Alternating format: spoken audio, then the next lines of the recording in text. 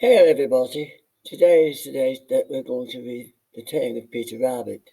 Now Peter, here he is here, is a very naughty little bunny. He likes to go into the garden of Mr. Mcgregor, who's a farmer and not very nice. Once upon a time, there were four little rabbits, and their names were Flopsy, Mopsy, Cottontail, and Peter. They lived with their mother in a sandbank underneath the root of a very big fir tree. That's another word for a pine tree. "Now, my dears," said old Mrs. Rabbit one morning, "you may go into the fields or down the lane, but don't go into Mr. McGregor's garden. Your father had an accident there. He was put in a pie by Mrs. McGregor. Now run along and don't get into mischief. I'm going out." Then old Mrs. Rabbit took a basket and her umbrella and went through the wood to the baker's. She bought a loaf of brown bread and 5 currant buns. If you don't know what currant buns are, they're kind of like, what call those things? Raisins. Yeah. Flopsy, Mopsy, and Cottontail, who were good little bunnies, went down the lane to gather blackberries. But Peter, who was very naughty, ran straight away to Mr. McGregor's garden and squeezed under the gate. First he ate some lettuces and some French beans, and then he ate some radishes, and then, feeling rather sick, he went to look for some parsley. But around the end of a cucumber frame, who did he see but Mr. McGregor? Mr. McGregor was on his hands and knees planting out young cabbages. But he jumped up and ran after Peter, waving a rake and shouting, "Stop, thief!" says Mr. McGregor. Peter was most dreadfully frightened. He rushed all over the garden, for he had forgotten the way back to the gate. He lost one of his shoes among the cabbages, and the other shoe amongst the potatoes. After losing them, he ran on 4 legs and went faster, so that I think he might have got away altogether if he had not unfortunately run into a gooseberry net and got caught by the large buttons on his jacket. It was a blue jacket with brass buttons, quite new. Look, you see the button caught there in the gooseberry net? Peter gave himself up for lost and shed big tears, but his sobs were overheard by some friendly sparrows, who flew to him in great excitement and implored him to exert himself. Mr. McGregor came up with a sieve which he intended to pop upon the top of Peter, but Peter wriggled out just in time, leaving his jacket behind him, and he rushed into the tool shed and jumped into a watering can.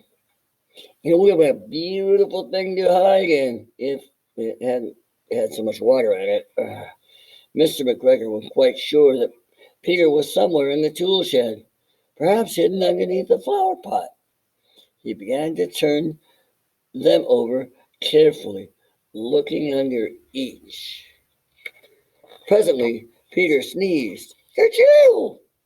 Mr. McGregor was after him in no time and tried to put his foot on Peter, who jumped out of a window, upsetting 3 plants. The window was too small for Mr. McGregor, and he was tired of running after Peter. He went back to his work. Peter sat down to rest.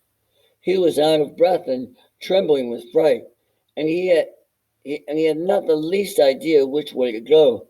Also, he was very damp with sitting in that can. After a time, he began to wander about, going lippity, lippity, not very fast, and looking all around.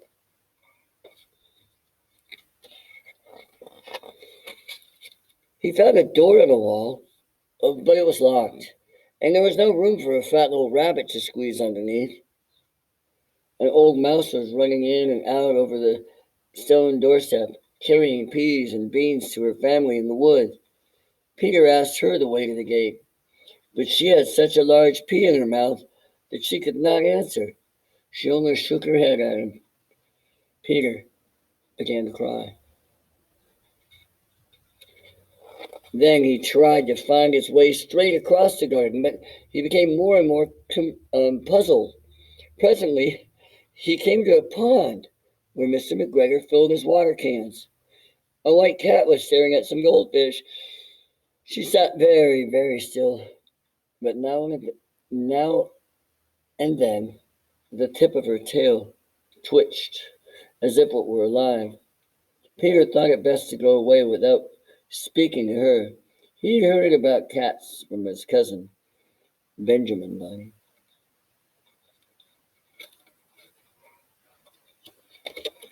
He went back towards the tool shed, but suddenly, quite close to him, he heard the noise of a hoe. Scratch, scratch, scratch, scratch. Peter scuttered underneath the bushes. But presently, as nothing happened, he came out and climbed upon a wheelbarrow and peeped over. The first thing he saw was Mr. Mcgregor hoeing onions. His back was turned toward Peter, and beyond him was the gate.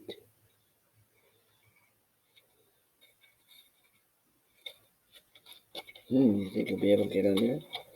Peter got down very quietly off the wheelbarrow and started running as fast as he could along a straight walk behind some black currant bushes.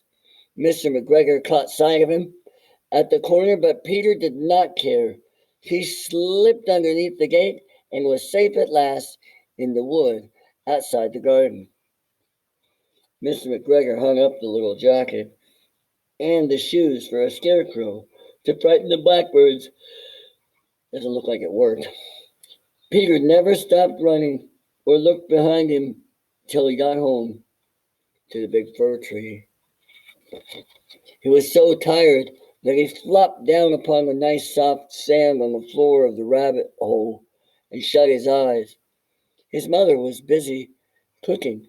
She wondered what he had done with his clothes. It was the second little jacket and shoes that Peter had lost in a fortnight.